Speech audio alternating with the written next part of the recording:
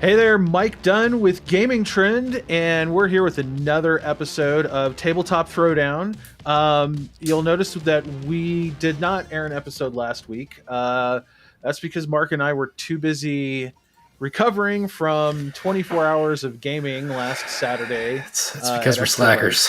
We're slackers. Yeah, all right, so we're slackers, but we had to catch up on sleep.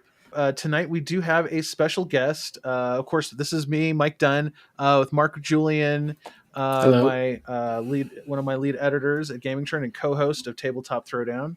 But we have our good friend Ammon Anderson joining us once again. This time for the whole show.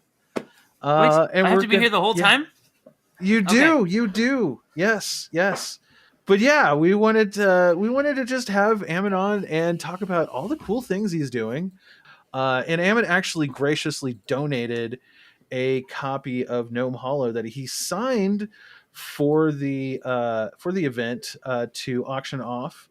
And I actually am proud to say that raffle was our biggest single earner for the day. That's awesome. Yeah, it made just over $450. Wow, that's amazing. Yeah. So, and you said it was going to children's hospitals or something like that. Yes, children's hospitals. Yep.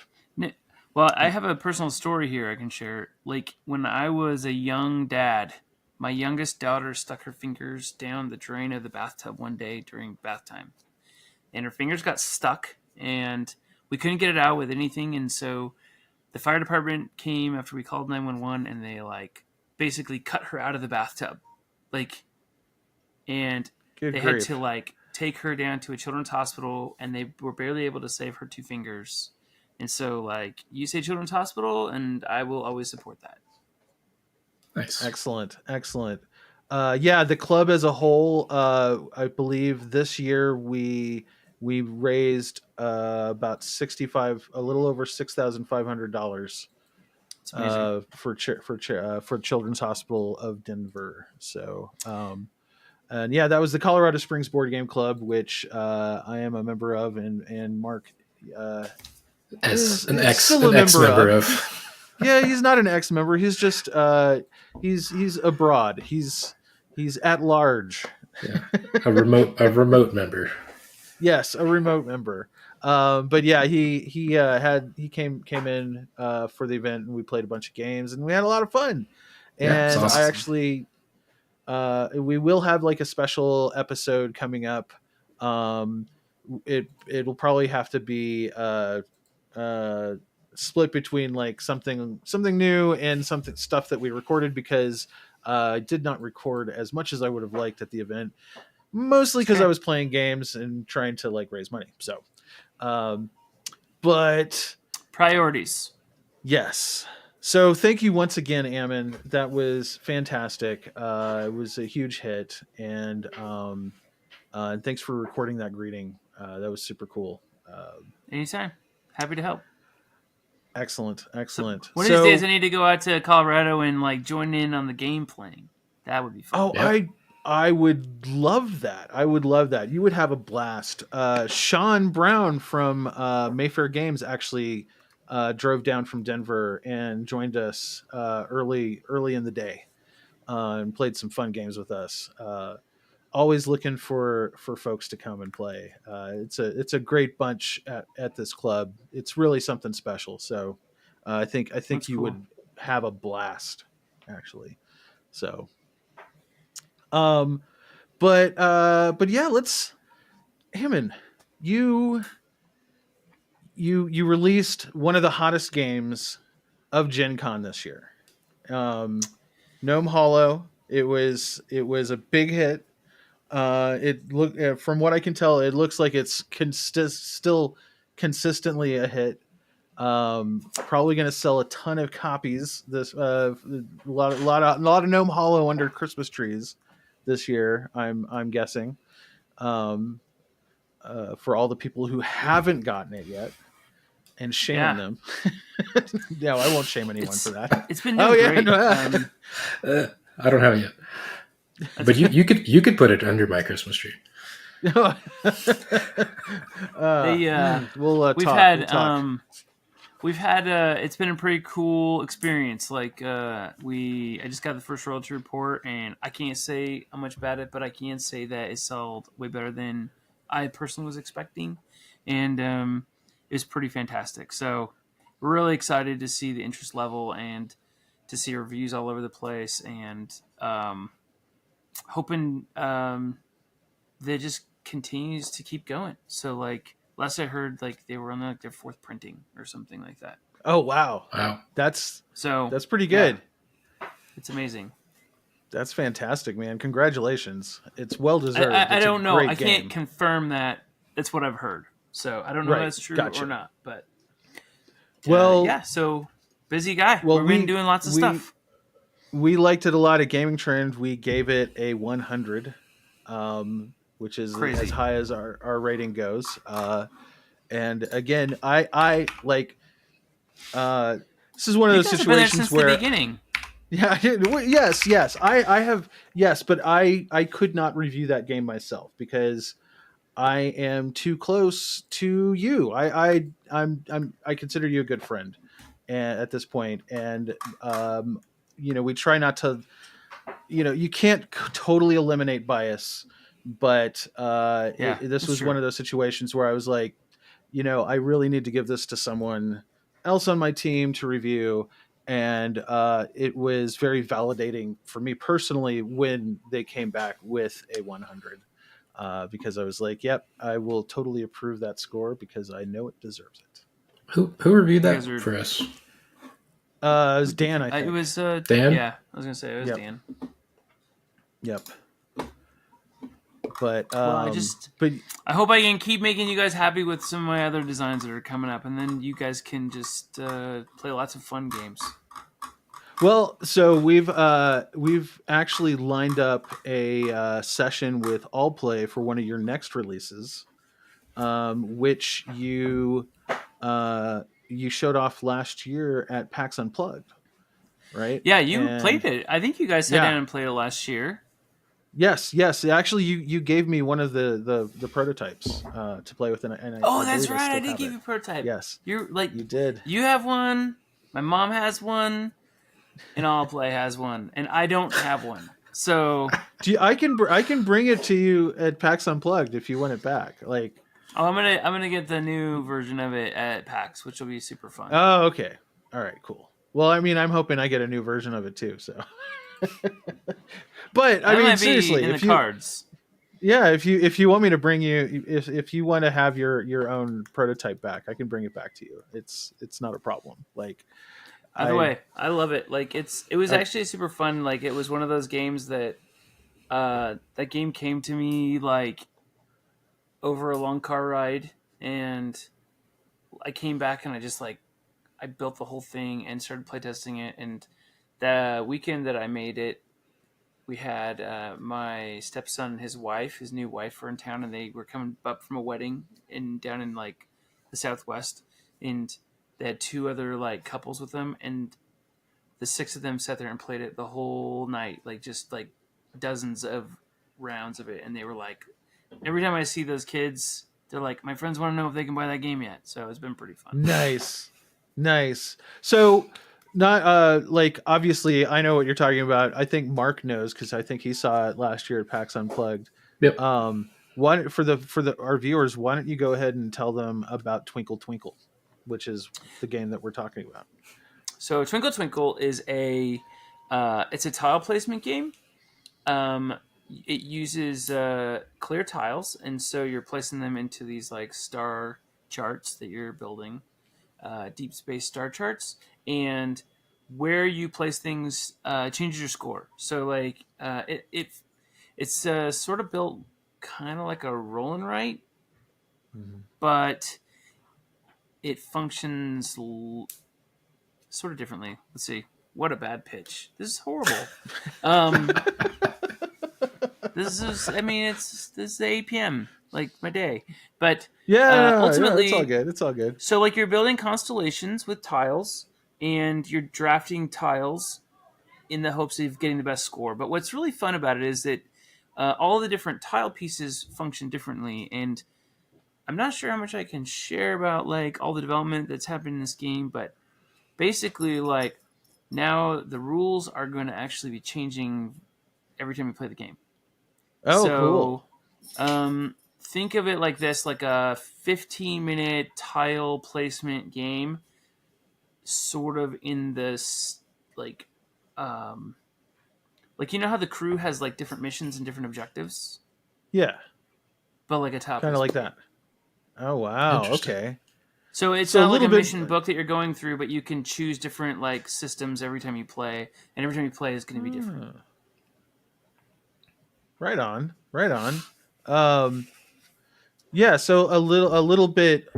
It sounds like a little bit more depth got added to it since the version that we saw last year. Nice. Very nice. The fun thing is that some of the stuff that was added was things that was already in my mind, and when Joe and I talked, and then eventually we worked with a company called the Brieger Group. Are you familiar with Brieger? John Brieger. That sounds familiar. He's a game developer, and he's very talented, and they were fantastic to work with.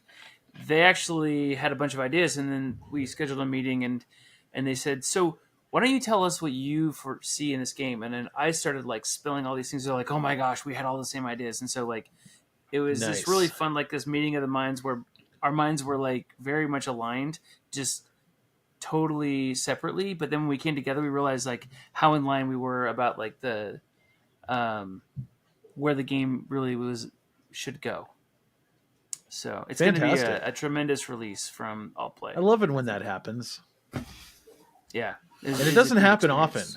It doesn't happen often. Like, yeah. I mean, you're even beyond just your game design stuff. You're a creative. You've had to work with other folks on stuff. Like, you put 10 people in a room. Often. Yeah, right? Yeah. And you ask one question. It doesn't matter what the question is. It can be like, what's your favorite taco ingredient? And you're not going to come to a consensus. Like, everyone's going to disagree, and they're all going to have a different opinion. And I think that's what's nice. Like, that's why we have so many different tacos on menus in restaurants, because everybody wants a different thing, and I think that's fine. That's great. But when you're working on a project, that can make things difficult. So when things do align, it makes a project can become really special really fast. Yeah. As a designer, when you go and work with a company like a developer that's going to help take your design to, whatever the final product is going to look like, is it kind of hard if they have different ideas than you did? Like how much control do you have over it at that point to say like, no, I don't like those ideas. We're going to do it my way, or how does that work? I have no idea. So the interesting thing is, I think, so every company works differently at that point. Some companies want you to have a fully developed, like they don't want to do development. They just want to skin it. Other companies are like, we're going to do like some playtesting. We're going to like, how do you feel if we tweak this? And it's usually really like a really respectful, like ask, like, we were thinking about doing this. Are you okay with that? And then you're like, oh yeah, I think that's great. That's a great change. Like, let's do that. I think that makes things simpler.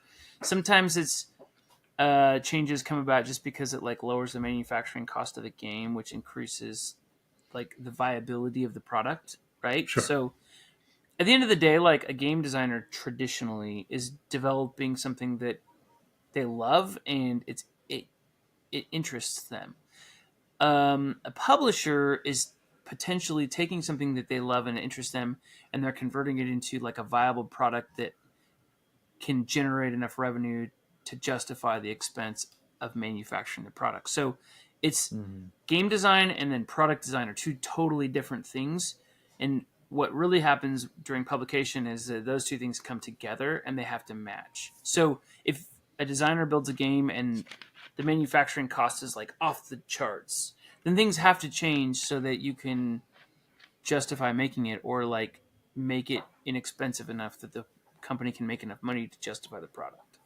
And so ultimately, like, my background is Fortune 100. So I spent most of my career working in a skyscraper in Columbus, Ohio, working on teams, designing products and marketing those products. And so for me, it feels really natural to have a system where you're like taking a step back and saying, okay, like how do we make the best product here? Because design's one thing and product design is one thing. When these two things can combine perfectly, like that's when you get like magnetic boards in a game like Gnome Hollow, and people are like, what the heck? Look, they don't fall off. And they're like really excited because you were able to combine the two perfectly, right? And I think I've had a really great experience with the op, and I've had a really great experience with All Play doing that. I think that answers your question. Yeah, absolutely. Yeah, absolutely. Absolutely. No, speaking for my background is like a software product designer, you know, generally on the more user experience side of things. It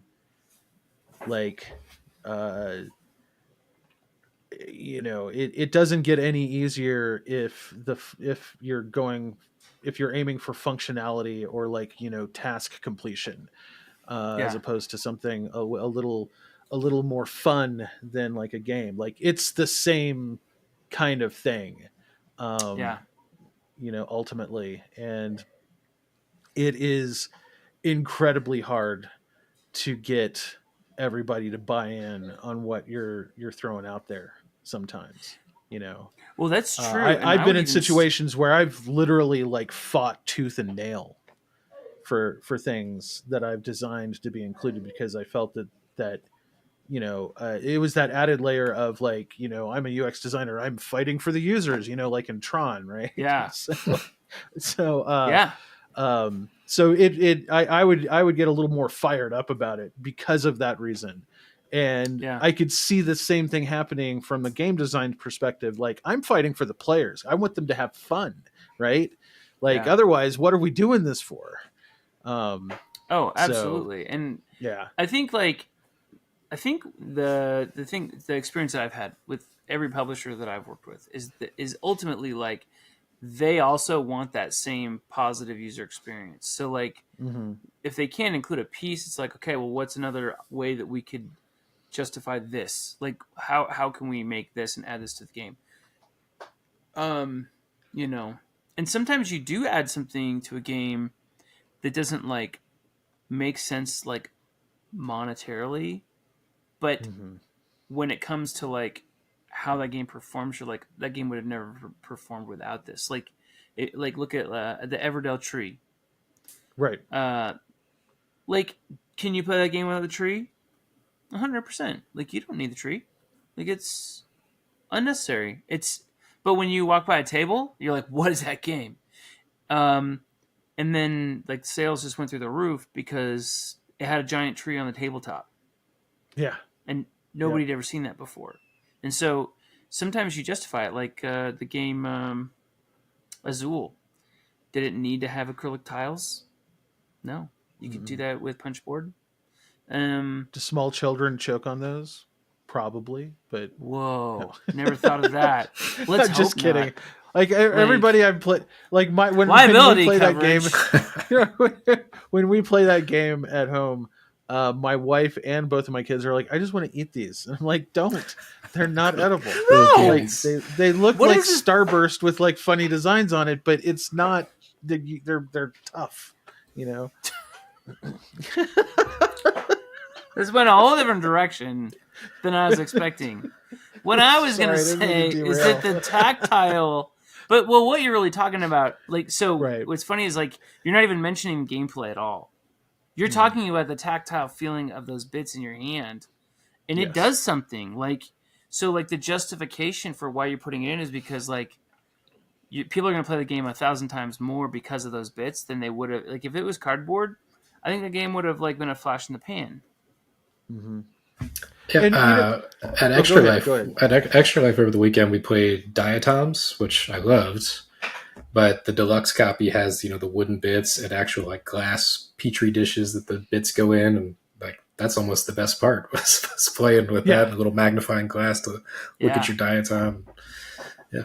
That's true. Well, and then we also played like a reprint of a game that TSR originally published in 1979 called Divine Right, which the original version of that game was literally, it didn't have a board. It had like a paper map, and you had to cut Oh all my the gosh. pieces out from a sheet, and the cards and whatnot.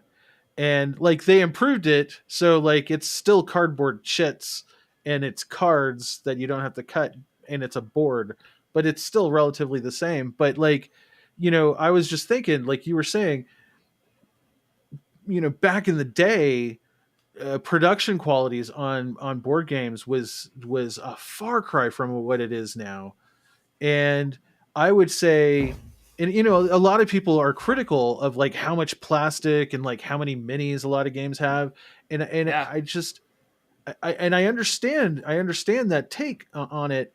But I also think of the fact that, I think a lot of the reason why production values have gone up, and things, that cool factor is now like a very much desirable aspect of creating a new game.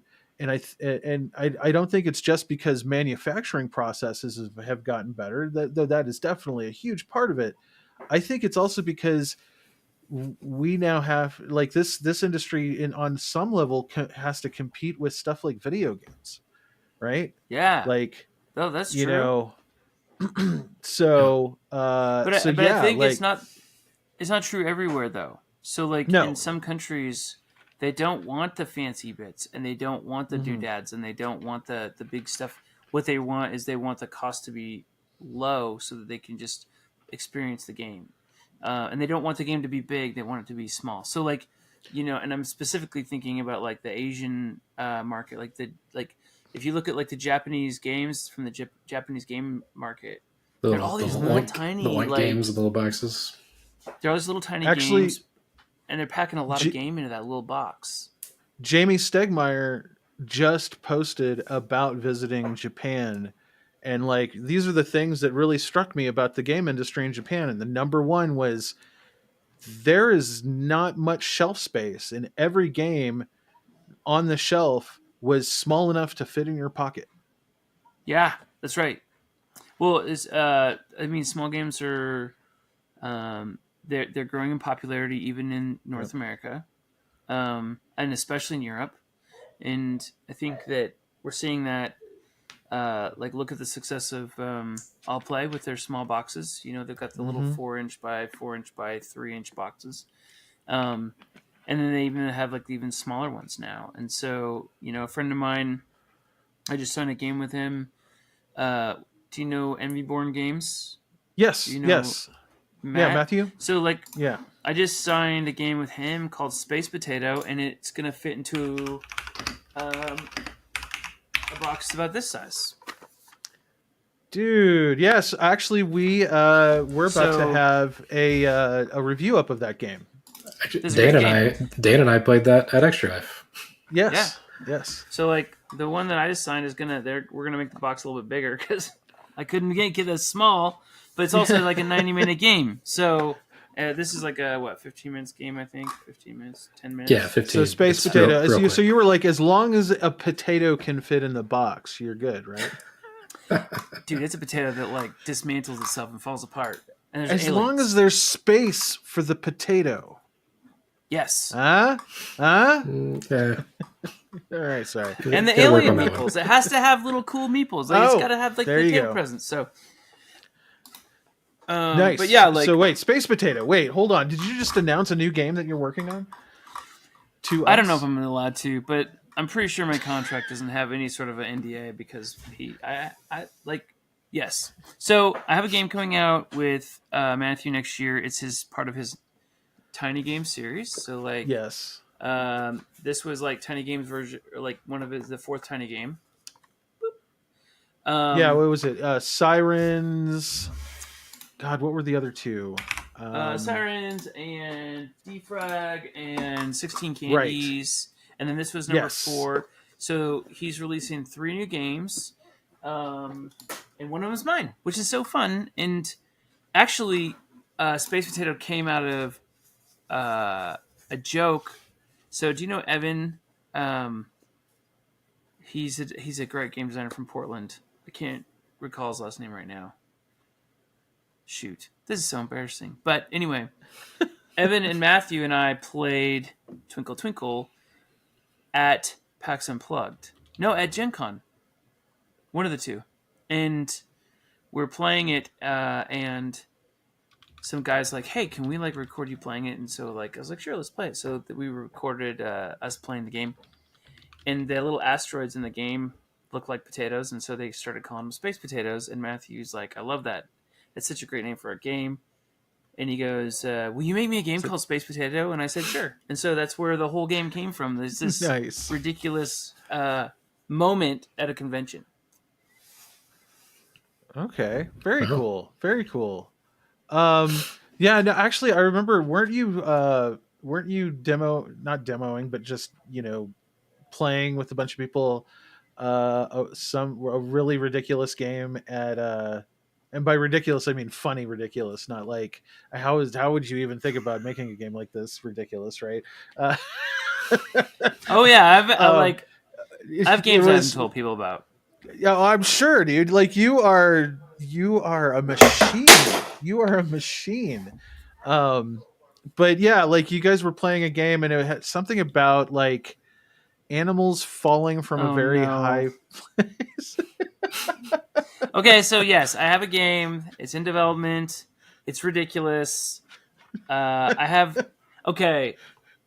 Way to throw me under the bus. Okay, so part of my personality and my sense of humor is a little bit morbid. Okay, like, and I had an opportunity to go out to Ohio State, and they flew me out and had me speak to their game design student body. Like, so they have an actual like game design like track in their design school, and so they flew me out and I spoke to them and we had a great weekend. And some kids were there, and I got to play students' games. And one of the students had made a game about flat earthers. And I learned some really interesting things about flat earthers in that game. And one of them was that there's 8 different belief systems for flat earthers. Did you know that? No, I didn't know that. Like, some people think that there's flat, and other people think it's like donut shaped, and other ones, like, it's crazy. There's so many problems. If you're a flat earther and you're upset that I think that the planet's round, I apologize in advance. Like, I know people are sensitive about these things, so I just would like to go on record. The earth is round, but if you don't believe that's true, I can respect that too. But you're wrong. And all I know is there's a non-zero group of people around the world that believe the earth is flat. all the way around. All around the world. All around the world. So all around the anyway, world. But one of the things I learned was that flat earthers don't believe in gravity. Did you know this? I did not know this. I haven't dug this deep. That's pretty I had heard that. Yeah, because it's flat, so we're just standing on the flat surface.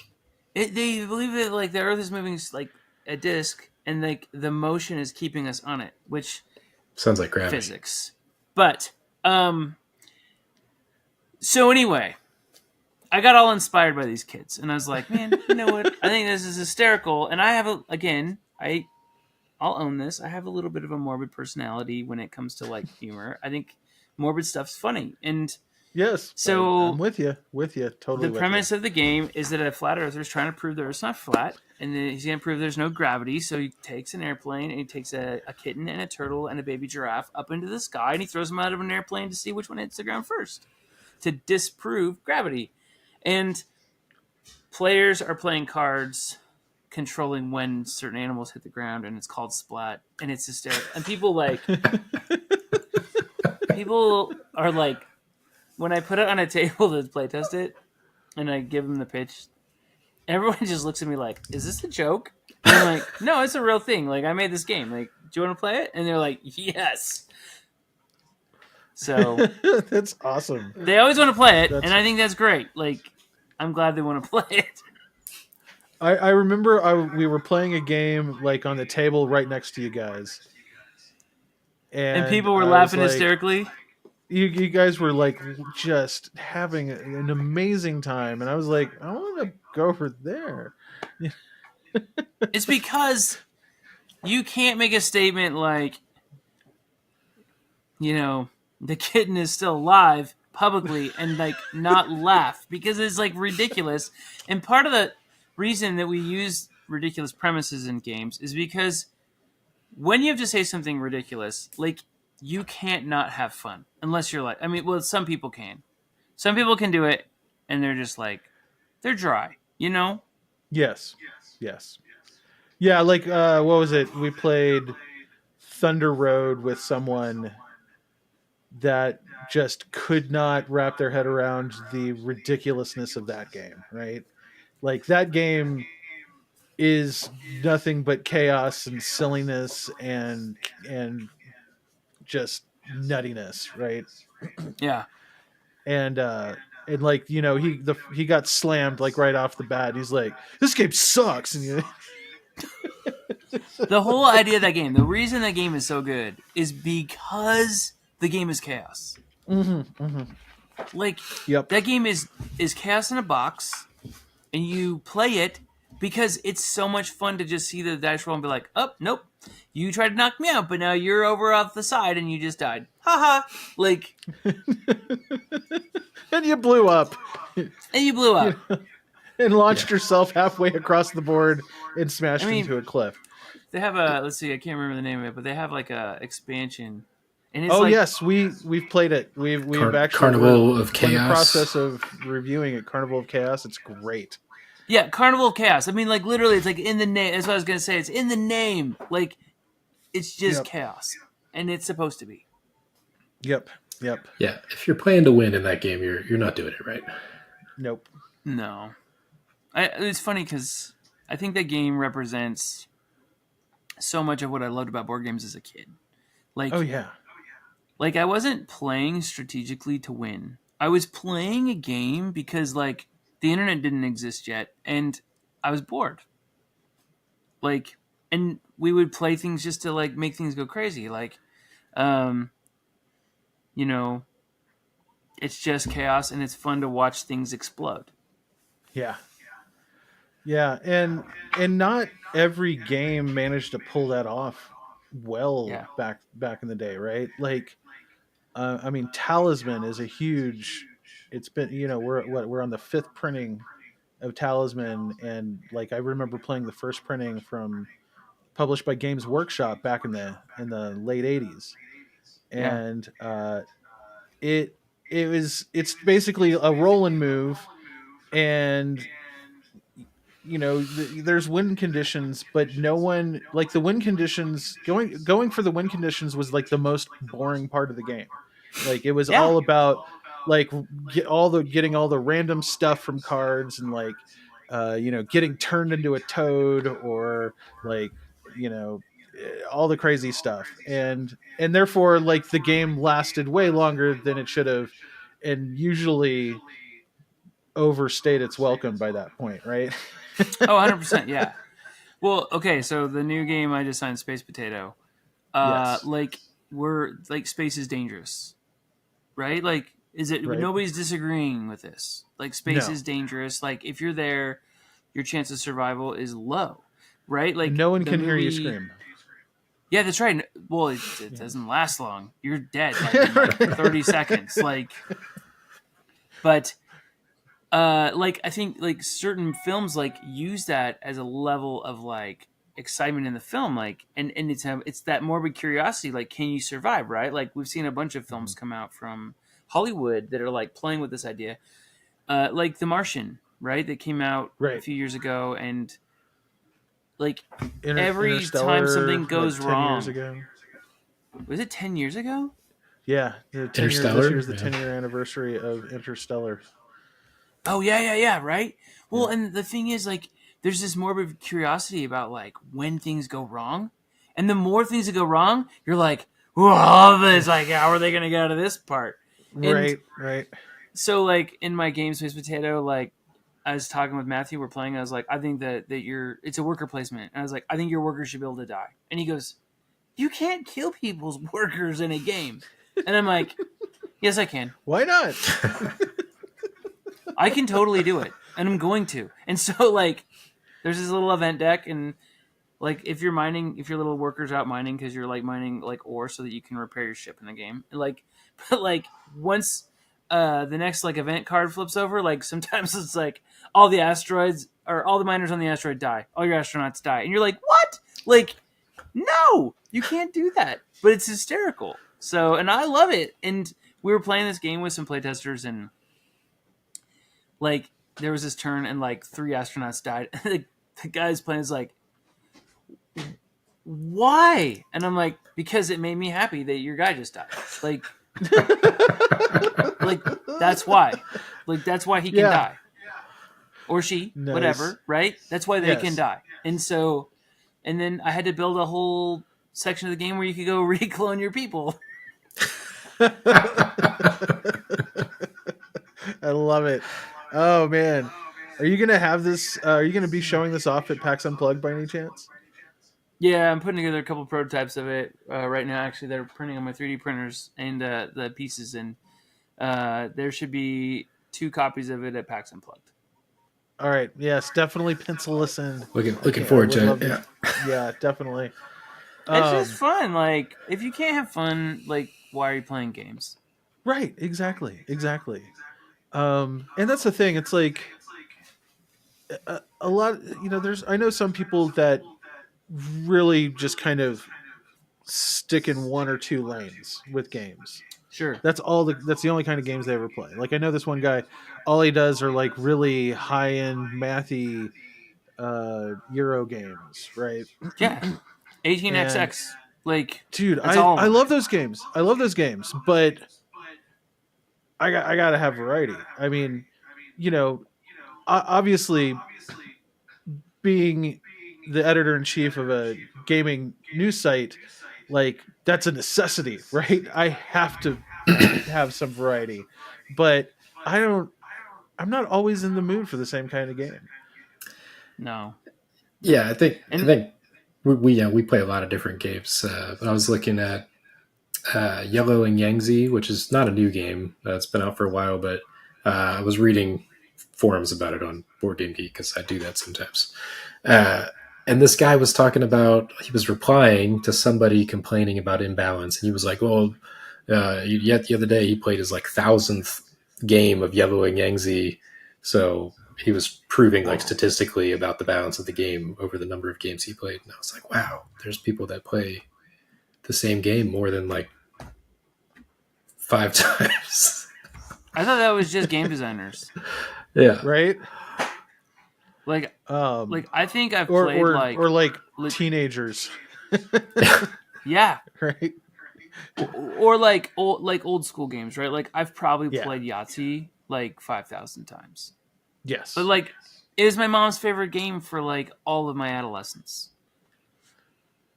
Yep. So. Yep. Yeah, that was a game I played a lot with my family. Actually, my aunt has a Yahtzee score sheet from about 7 or 8 years ago that she got framed and hung up on the wall.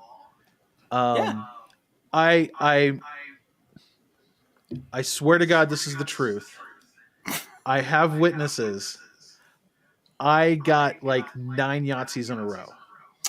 Okay, statistically speaking, right? Chaos theory. It has to eventually happen. Exactly. And you were like the one person that it happened to.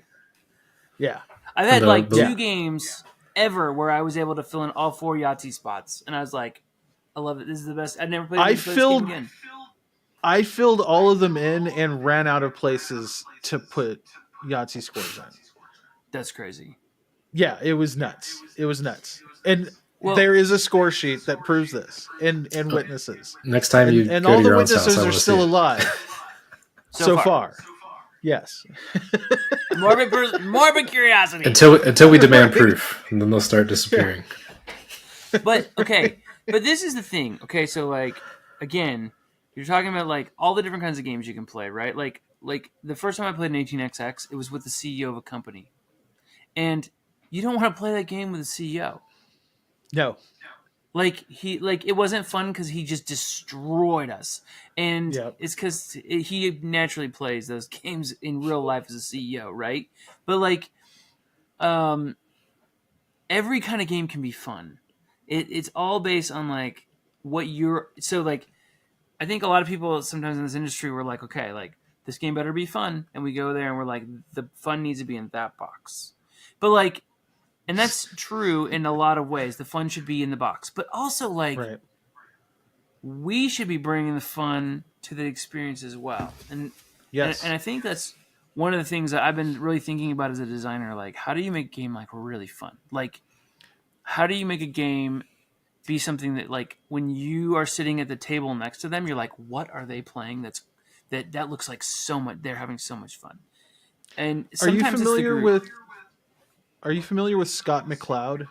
He's a comic artist. No, He wrote a book. He wrote a book called Understanding Comics. Oh wait, my camera froze. Hold on. We're gonna you're okay. start that I can hear from you. again. All right. All right. So Scott McCloud. He wrote a book called Understanding Comics that I highly like. It's an amazing book that kind of deconstructs what how comics work, right? And I think one of the points that he makes that really speaks to what we're talking about right now is that um like unlike animation or film or anything, like you're able to, the reader is able to piece together a narrative based on still drawings that are in panels, and Yeah.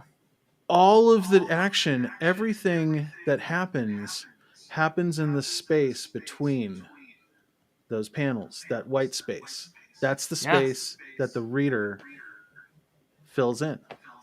It's an interactive collaboration with the reader.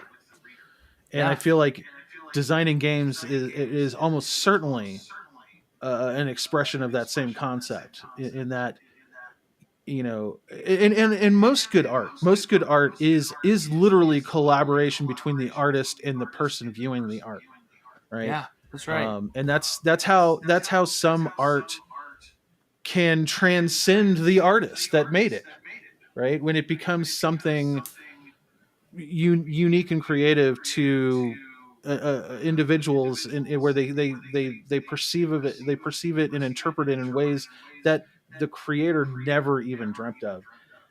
That is Yeah. the juice, man. That is That's right. the sweet spot. Yeah, I think I agree. thinking on some of my favorite game memories, I kind of a mix of both. Some of them where it's like it's not really the game; it was the people and the experience. You know, playing with those people. Like Nemesis is one of my absolute favorite games. Like if you think about the gameplay of Nemesis itself, it's like it's a sort of a deck builder ish. You don't add cards, and then you go around and unfair things happen to you. But it's the unfair things happening to you with all the people around, and like, oh my god, this alien just popped up, or the first alien out of the bag was the queen after you walked into the room next to the starting room. Like those are the fun experiences. And then I have other games like Feast for Odin is one of my favorite games, and that one the fun is like the puzzle of me. I'm trying to figure out how to place all my Yeah. things, and it's less the people around. So you get kind of both things depending on the type of game you're playing. Yeah. I just talked about this in my review of Crossbows and Catapults that will be live soon-ish.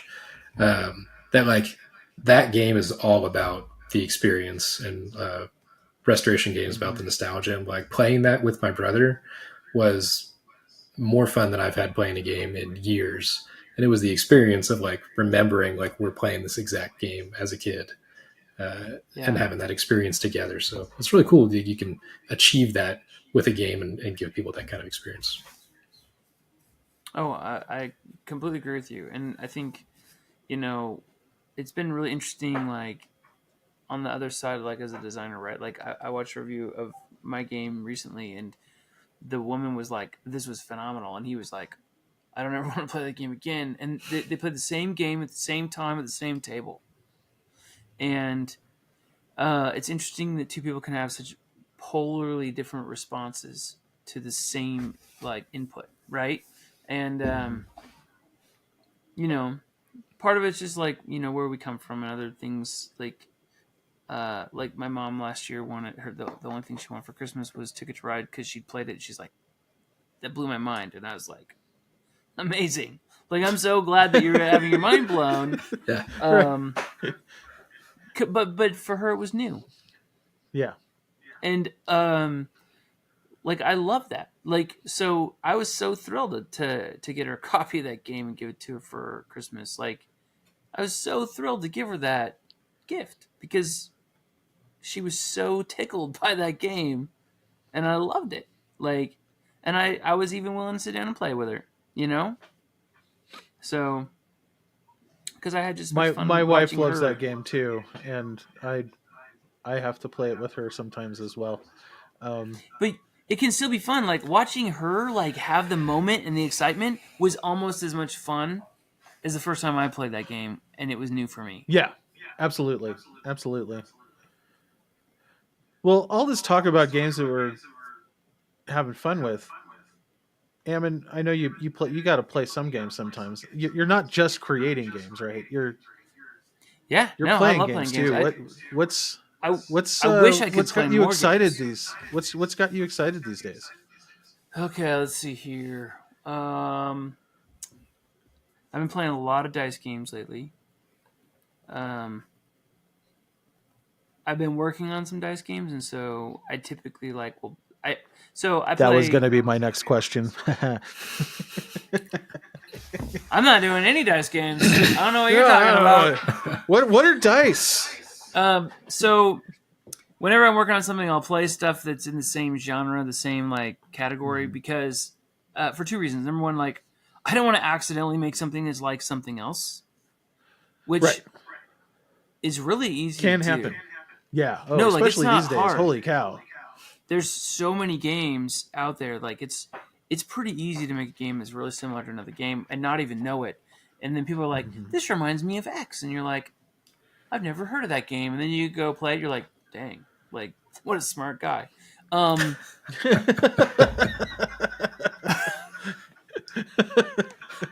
That was awful.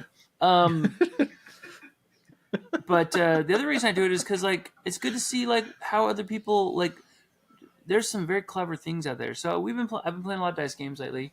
The games that like really stick out to me recently, like, I just got the new expansion for Nucleum that I'm really excited to play because Nice. I like Nucleum. Like, I think it's great.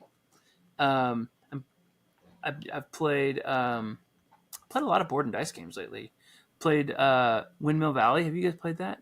Yes. Yeah. I like that a lot. Dan was talking it up. I haven't got a chance to check it out myself. So Yes. it's Played it with Dan. There you Go go. figure.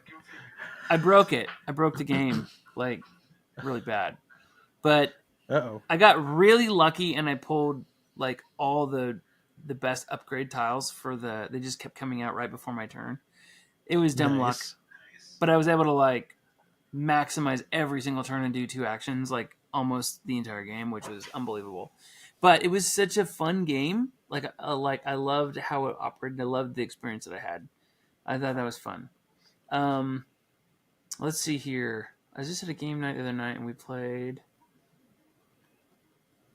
We played from 25th Century with the umbrellas.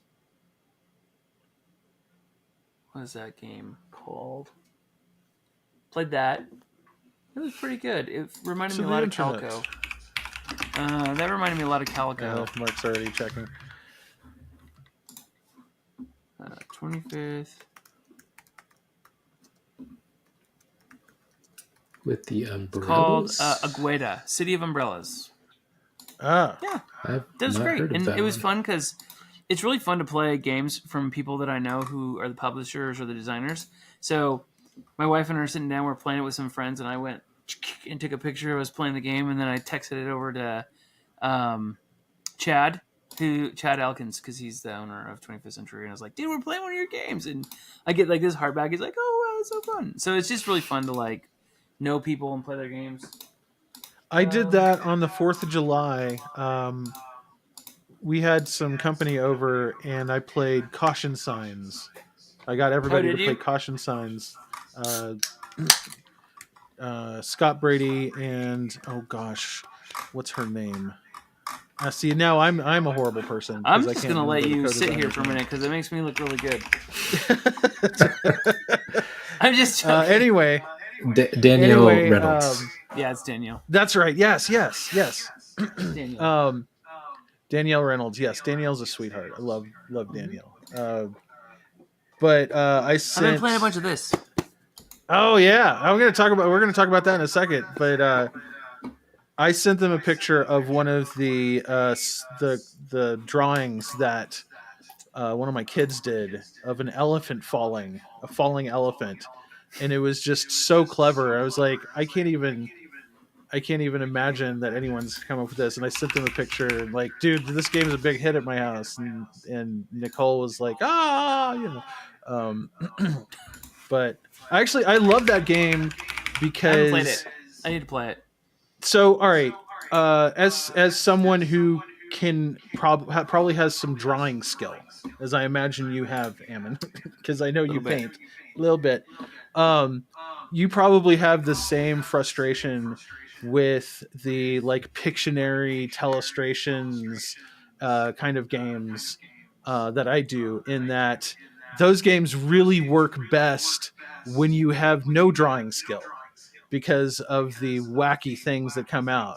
You know, it's no fun when everybody can immediately guess the thing that you drew in those games. Oh, I do. This really one is great. Games. Yeah, I kill. But Telestrations, it sucks because you want it to suck. You want it to be bad. Like, you know, oh, it's this. Oh yeah, it's that they guessed it right again. Oh, they guessed it right again, and that's boring, right? You know, when you're paging through the book. I don't know. But this one I always win, and I like it, so I'm okay with it. I like this one because you only have 20 seconds to draw the thing that's on that's the combination of the two cards you get. So really, it's about gesture drawing. If you have drawing skill, man, like I would destroy that game. I'm so how quick. Oh, and like it's because it's immensely satisfying when someone guesses what you drew based on like 3 squiggly lines that you placed just so, right? Which is what gesture drawing can be. Yeah. No, not yeah. But I would think for me, like probably one of the biggest game surprises that I've had recently is what was that game that we played at The Gang? I don't know. Oh, are you asking me? Yeah, the Gang. Yeah. Yes, The Gang. It's cooperative poker by Cosmos, Thames Cosmos. Yeah, that was a lot of fun. Yeah, the like, game. It's just called The Gang. The Gang, Gang. I don't know, like, it's fairly new. The Gang, I found it. Yeah, it's cooperative poker. It's lightly themed that you're like trying to crack a safe. You're like a crew trying to crack a safe, and if you do it, and if you don't do it right, alarms go off. So if it's sort of like it sort of fits into their like the follow up to like the Crew, where it's like a lot of people have compared it to that. Sort of like yeah. cooperative trick taking, but now it's cooperative poker. Interesting. Yeah. I remember having a really good time. We also played it from like 3 a.m. to 6 a.m. So this is true. Yeah. But we were like jumping up and like hooting and hollering. It did a lot to get us through the early morning hours, which tend to be the hardest at Extra Life. The long hours of the night. Yeah. Yep. If you get me to play a game at 3:00 in the morning, man, you deserve an award. That's crazy. Yeah. Let's see here. So yeah, wait, floristry. Oh yeah, this. Let's talk about that. This is You guys just signed a deal with Asmodee, didn't you? Yeah, so we are distributing this via Asmodee all around the world, starting in the spring of next year. The U.S. copies just finished printing, and they'll be shipping to the U.S. I think within the week. So they'll be departing. So we will have. So they'll probably be at copies. PAX Unplugged. We will have some copies for PAX Unplugged. I'm the art director on this. Yes. And also, yeah. I'm a partner with Up Games, so we're starting a publishing company called Uncommons Publishing, and we shortened it to Up Games because Uncommons Publishing was really long to say. That's fair. That's fair. Mm-hmm. No, we talked to all of you guys at Origins this year. We have a video up on our channel about that. Yeah, that's right. Yeah, that's right. Yeah, see, we got a good demo of it. It looks like a great game, and it's 2-player, right? It's a 2-player game that leverages a mobile app on your phone that mimics essentially a Dutch auction. So, like, what that basically means is that you have a 15-second timer in between rounds, and both people are able to like hit the button and stop the timer at any point. But every 3 seconds, the price of the available tiles that are available to win drops. So everyone starts with, $30, and it starts at like you start the timer when you both release on your side of the thing, and it starts dropping. And what you're really doing is you're outplaying your opponent. So it's very much like you want to take the tiles that are sometimes best for them, but you also want to get the tiles that are best for you. And so there's 4 tiles out. The person who wins the auction at whatever price, it doesn't matter what they win it at. Sometimes you want to you're going to start that and then you're going to hit that right away because you don't want them taking it, right? Because it benefits you both. Mm-hmm. You're going to get 3 of those 4, and the other player is going to get the last one for free. And usually you're trying to make sure that one is the least effective tile for them. Nice. Interesting. So it's just like it's a very intense 2-player game where you're actually really trying to strategically win things before they can. And then at the end of the game, you're going to get points based on the collections of flowers that you were able to put together within your Windows shop frame. Yeah, Cool. I really liked the Dutch auction app. I thought that was one of the. It's got cute little kittens. Come on! Oh, look at that! Oh my gosh! These are the little player markers. So That's lovely. Very cute. That's adorable. Everybody loves cats. I may or may not be having a cat game coming out next year, but that's all I'm saying on the matter. I was just gonna leave you one there. I feel like we need to have a spoiler counter up whenever we have you on the show. Well, I'm actually so it's funny because how many games is Ammon working on that he's going to talk about this time? I have so many games, and I'm not telling you about any more. But I will say this: I do have a game that I've been working on, and I have given a lot of games to publishers, and so I kind of want to keep this one. Oh, so I'm toying with the idea of running my own Kickstarter again, which. It's hard. Right. Honestly, look, if you know anybody that's running a Kickstarter, go back it. Just support them.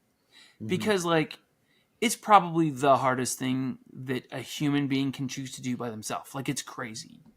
And, so I've done it. I Kickstarted a game called Taco. Did I ever send you a copy of Taco? You did not, but you have told me about it before. I'll give you a copy at PAX. I'll bring a copy. Oh, okay. Cool. It's just a silly, funny card game, which I'm converting into a dice game. But the spoiler. Did you hear that? You didn't hear anything, but basically,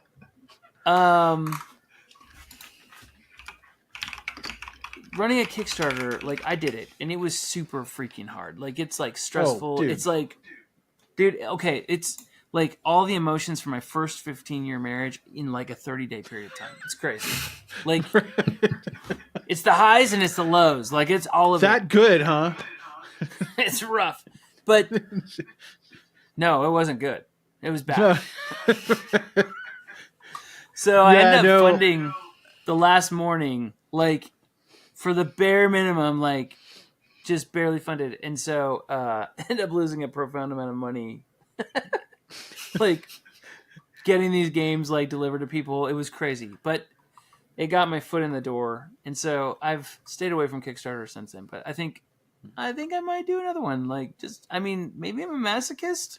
It's that morbid curiosity. Punishment. Yeah, yes, it's that morbid curiosity, that morbid sense of humor coming into play again. Yes. Oh my gosh, like I can hear it now. Like I'll be on like a podcast, I'll be like, I hate myself, like because I'm doing this thing. Like I obviously hate everything about myself because I put myself here. Yeah, no, we actually know someone who's telling us, hey, that game you demoed a couple of years ago, I think we're about to take it to Kickstarter. I'm even talking to manufacturers in China, and I'm like, I mean, I've known this guy for a while. He's a friend of mine, and I'm like approaching this very trepidatiously. Like, I'm like, I don't want to like crush his dreams, but I don't think he understands the scope of what he's about to engage in. And I would rather he owns a game store, and I don't want to see anything happen to that game store because the game store is amazing, and he's a good friend. So you just have to go back and promote it for him. Yes. Oh yeah. No. We're gonna. I actually want to talk to him. I'm trying to convince him to come to Gamma Expo. Yeah. In February. Because there, I know I can introduce him to some folks who could probably give him way better advice than I could ever dream of. There. Well, I mean, right? I think I would say that 2024 has been a year where, really, in the biggest way possible, I think we've seen some exhaustion with Kickstarters, like they are not making as much as they used to, and there's so many more of them, which is part of the problem. So like people are having to be much more like selective about where they spend their money, and then like the established game companies are leveraging it to like pay for all of their like big printings. So they're pulling a ton of money from backers who want to go back, like, add-ons and things. Yeah, I feel it's more of a marketing tool now. A get your thing made tool, right? Yeah, so I think one of the real problems with the current system is that the creators who have made a new thing and they want to get it out, like the individual creators, like people like me, they're not actually getting the support that they really need because like big companies like are out there just like pulling tons of cash out of people's wallets, with $300 and $400 like mega bundles levels. Like I've seen like $900 pledge levels. Like you can get like everything. It's $900, and I'm like, I know people are paying for it. They're buying them, but ultimately, like individual creators who are just hoping to make $50,000 just to cover the cost of like manufacture and bring it to the States and building their thing, they're struggling right now. Those small creators, and so I like helping small creators. Like, want to see a new company and they have a product that looks interesting, I always back it just because like I know how hard it is. So anyway, and then you have Mythic. Yeah, right? Yeah. Shake your head again. Thank you. That was beautiful. Yes. No, this is me mourning my monster apocalypse pledge. That you didn't get? They never delivered. Never will. Never will. Never Yeah, will. and I mean, like, honestly, like, and some of those companies have been so poorly managed. I mean, yeah, they had plenty of money to fulfill, but ultimately, the reality is that they've been spending way more money than they're making, and they're putting up a new project so that they can pay for the last one, which is a poor business model. mm-hmm. Period. Very, very Like, risky. well, I would say it's unethical. Yeah, absolutely. Like, if you're collecting money for something that you know you can't fulfill because you've already pre-spent that money, like, you're lying to yourself and other people. So, but I mean, honestly, like, I guess go support small creators. Like, I think some of the funnest, craziest, coolest stuff comes out of those people, and give them a chance to like make something out of it, because it's really hard to get into distribution. It's really hard to get your game like into stores across the country when, so you need that, you really need that Kickstarter money to like get going. But I think I'm gonna do it again because I'm a glutton for punishment, and I don't know why. And Well, by March, I may be like, I'm not doing this. It's my birthday, and I'm not putting myself through that for 45. well, I also think that, and I'm kind of tiptoeing around this a little bit, but I think that there are certain things that are either about to happen or are being threatened to happen that is probably going to cause a lot of upheaval in the manufacturing side of board games. You know, Yeah, that's true.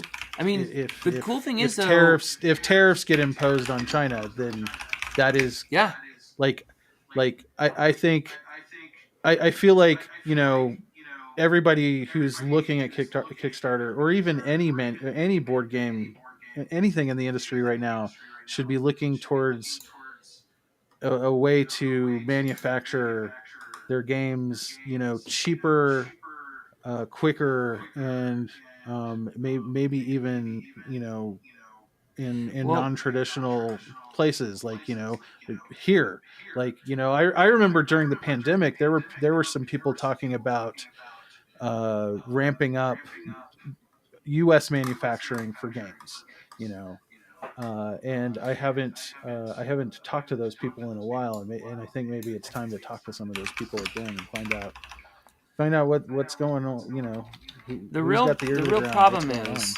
the real problem is this, like, and we saw this with a recent game. Did you guys see the new Catan game? Yes. Was that The brand new one. Which one is that? So that's manufactured in North America. The human. Wait. It's called New Energies. Oh yeah, no, I've heard of it, but I haven't really looked at it. Yes, I see it right here. So New Energies, sustainable resources and strategy. Country of origin, you'll notice, is United States of America. So this is made here. Now, this game has a really high price tag, and the reason is because it's made here in America. So, and I have personally listened to people. $70, yeah. It's $70, and it's just cardboard and some basic bits. Mm-hmm. Like, if this had been manufactured in China, this game would have been easily $40 tops. But like, it's $70, and the real question is if a person does do that and keeps it here, are we willing to pay the financial cost to make that a viable option? And I would say probably the answer to that in most cases is no. Yeah. And but that may be about to change. Well, and it's just right. So if you look at like people's collections, like, are you willing to buy one board game instead of 3, or one board game instead of 2? And so, and is that game worth it? And if this had miniatures, this game would be like $160. Like, Oh yeah. if it was made in North America, there are some manufacturing plants in other places in the world.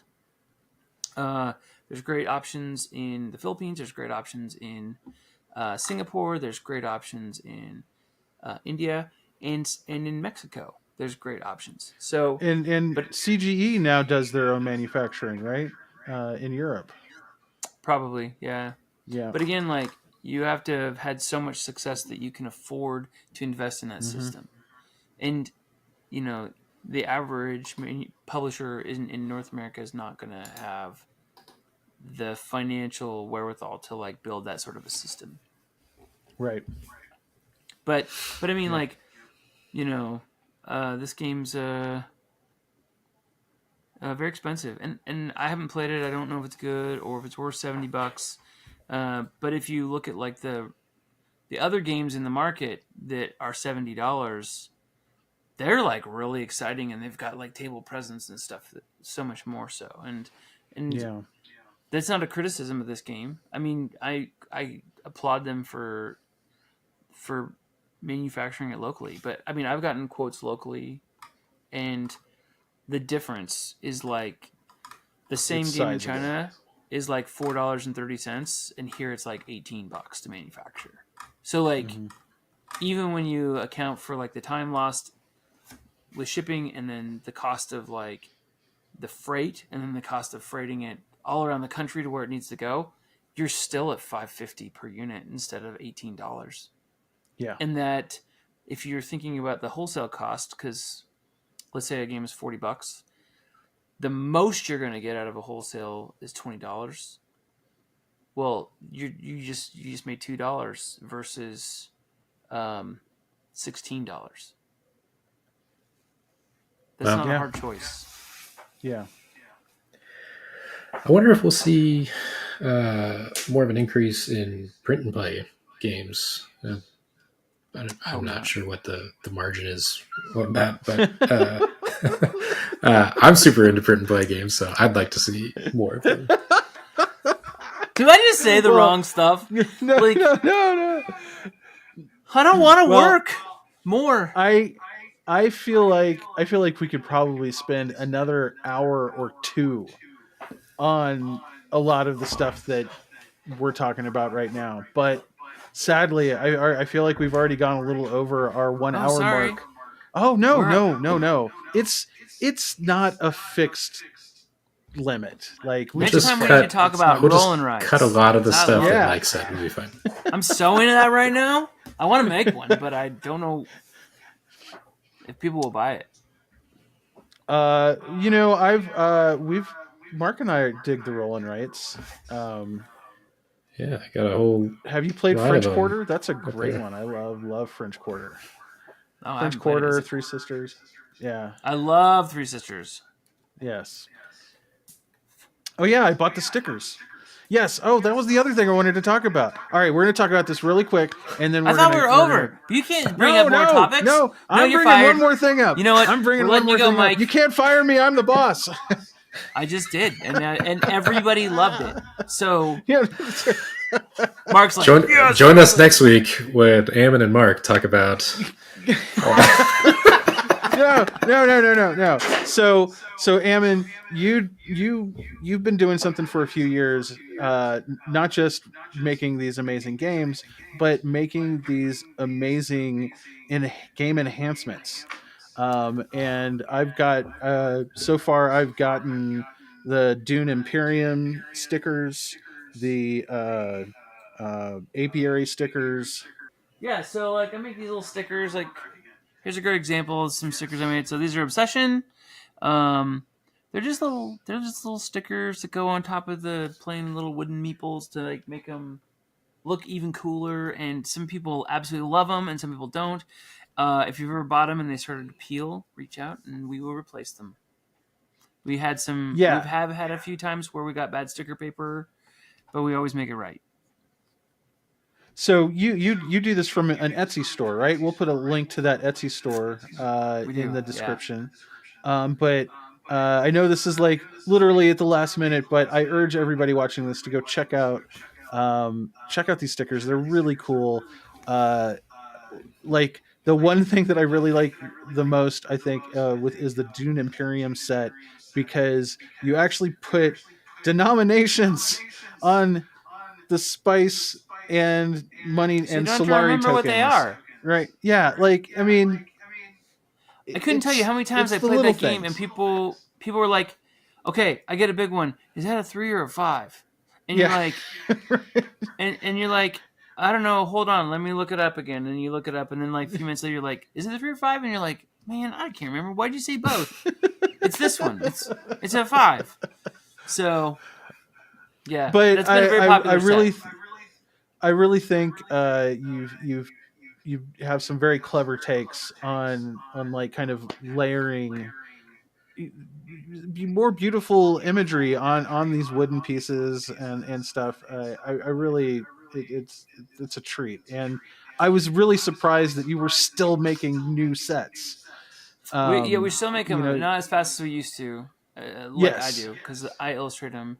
We're also like, whenever we find an opportunity to like improve like colorblind players' experience, like oftentimes they really do improve the colorblind players' experience. So like speaking of Azul, Azul like released these. Plan B Games released these like new tile sets to replace just the solid colors, because colorblind people couldn't see the difference. So they released these colorblind friendly tiles. But what they didn't come with was any sort of new board. So like you had the new tile, but you didn't know where it went on your board because the design wasn't on the board. Yeah. It was like half of a solution. And so what we did is and remember, you can't eat those. Those are not edible. You cannot eat these. These are not candy. Like I can't look. See right there. Don't eat these. Right. It's a warning. What we did is we just made a sticker that went on the board so that if you already owned these, you could actually use them. So we've found like some really fun ways to like support the community, make it so people can play. And if you do play with someone who's colorblind, what you will see is that they take Sharpies to their games. Oh yeah. And they make marks all over them so that they can see the information they need to see at the cost of destroying their game. And, we've been able to find some ways to do it where they don't have to destroy their game. They can actually enhance their game. That's awesome. And here I thought they just looked cooler. And that's even better because you've made it more accessible. I love it. See this? So what people don't know is that all the camels in Camel Up have different shapes on them. And so what we were able to do is actually put those on the stickers for colorblind people. There you go. Nice. So very nice. So all the excitement wasn't lost when they like rolled and they started moving camels, like, which one's that? And then everyone has to stop and like explain. They're like, "Oh, the purple's winning. Yay."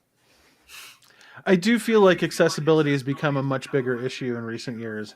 Yeah. Likely due to the fact that, with the hobby growing, that means a larger percentage of colorblind people are entering the hobby, right? So that's right. Yeah, I think there's a lot of ways that we can still get better at it. Well, Ammon, thank you so much for joining us. No, you're awesome. And Mike, I was really sorry to let you go, but the reality is I like Mark, and he's this nice guy. He's got that nice like porn stash thing going. It's just for the I'm just month not of a November. Team player, huh? Yeah. All right, so be sure to tune in next week with your new editor-in-chief of Tabletop, Ammon Anderson, because he's not busy enough making all these games and making all these amazing sticker designs. I officially step down and give it back to you. Oh, okay. All right. Well, thank God we avoided that crisis. Ammon, we'll see you at PAX Unplugged, I'm sure. Can't wait to give you a big old bear hug when I see you. 100%. And you have an open invitation to come back on the show. I'd love to see you back because I feel like we could just nerd out and talk for hours. Honestly, We always do. Yes, we do. This is true. But yeah, thanks to everybody who tuned in. Remember to hit like, hit subscribe. Definitely. I hope you can forgive us for missing a week, but last week sucked in a lot of ways. Hopefully we brought everybody back up this week. Yes, indeed. And yeah, we will. You'll probably see Ammon on the show again because sooner than you think, because we are going to do a little spotlight on what we did at Extra Life at the beginning of the month. And that'll be a great time to show you the awesome greeting that Ammon gave to the club. And well, otherwise, we'll see you next week. We've got a bunch of great guests lined up for the coming weeks. And yeah, stay tuned. But I'm not going to tell you who they are yet. We'll tell you soon.